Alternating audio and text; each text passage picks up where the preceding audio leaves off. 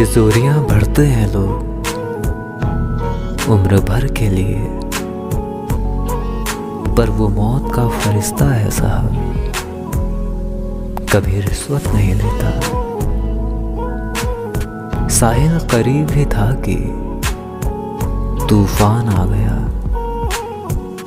जो उसके बाद गुजरे वो किनारों से ही पूछो।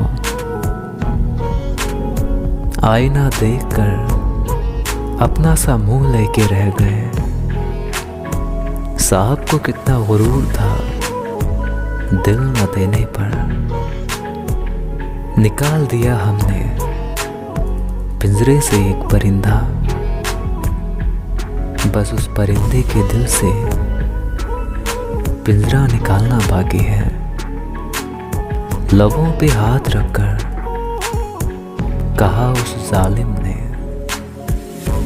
क्या शिकायत क्या है, अब बोलते क्यों नहीं।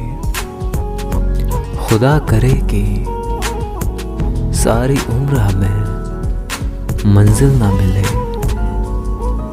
बड़ी मुश्किल से राजी हुए हैं वो साथ चलने को। हमने चेहरे पर अक्सर मुस्कुराहट रखकर आईने को हमेशा गुमराह रखा है।